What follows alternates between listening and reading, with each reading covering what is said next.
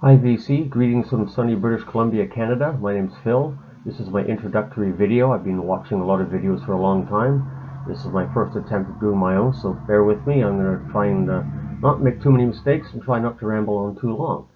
I am 56. I've been collecting records since I was about 12 years old. My parents handed down to me their collection of old 45s and a few albums we bought over from England. I moved here when I was 3. So I got a lot of original Beatles and Kinks and Spencer Davis Group stuff like that on 45. And I thought, wow, this is interesting, this music thing, when I was a kid. So as I got to be into teenager and just before that, I started collecting, and I've been doing it ever since. I have close to 1,600 albums. I have about 350 45s, a lot of one-hit wonders and stuff you can't find on albums. Otherwise, I don't bother with 45s a lot anymore. But my albums, yeah, I love them. I would gladly turn the camera around and show you my albums right now, but the house is being painted and everything is boxed up and put away. I do have a few albums here that I bought recently that survived being put away, but I'll get to those in another video. Um, so yeah, what else to say? I'm going to do a few videos. If I get a few likes on this, I'll do a few videos later on about my top favorite albums and things. And what you're probably going to notice most is that I'm going to have a lot of bands in here that you may not necessarily have heard of. Being in Canada, a lot of these are going to be Canadian bands, and while they're very successful here locally or across the country, they may not have made it big internationally or down in the States or wherever you are.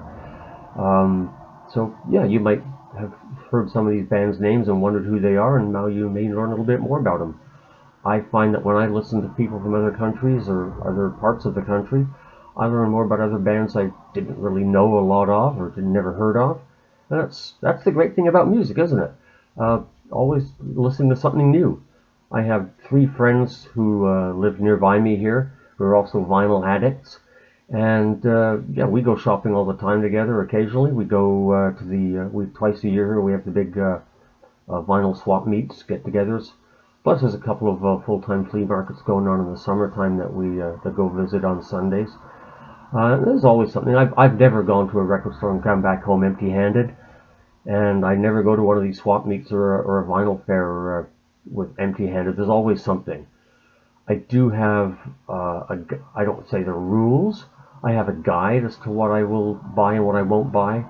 I always take my trusty list with me of all the albums that I have and all the albums that I want. You know, if you can see there or not, there's a glare on it, but I always have my list of stuff that I want and stuff I have. I just don't like getting duplicates, so I just always carry it with me.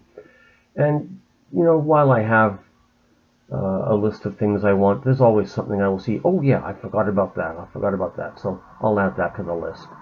And yeah, my wife wishes I would probably tone this down a little bit, but it's my one vice, my one hobby, so she indulges me in it. It doesn't cost a ton of money. I don't buy to resell. I don't buy collector's records.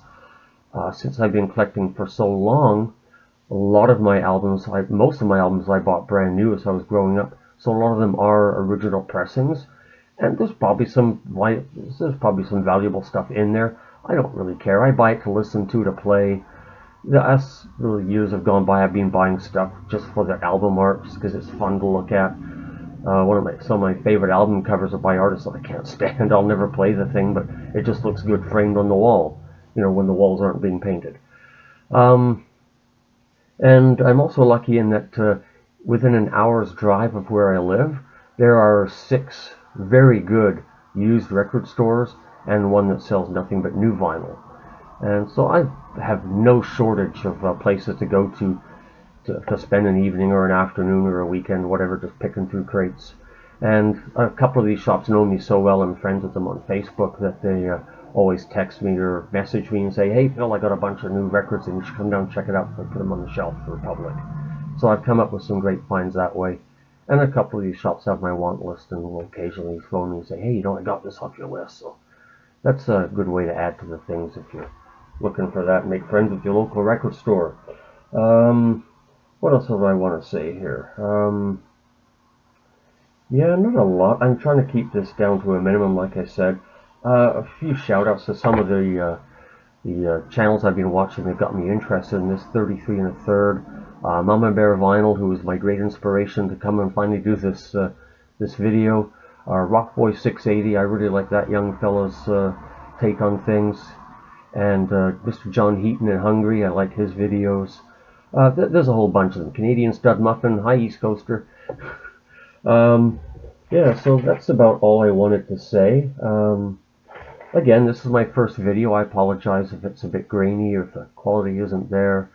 I'd wanted to keep this under 8 minutes. I'm at 5.5. So yeah, I'll be putting up some more videos if I get a few likes to this. Not sure exactly how this whole video thing works yet. There's my cell phone going. My wife wants me. So I'll leave that as it is for now. And good talking to you, and I hope to see you again.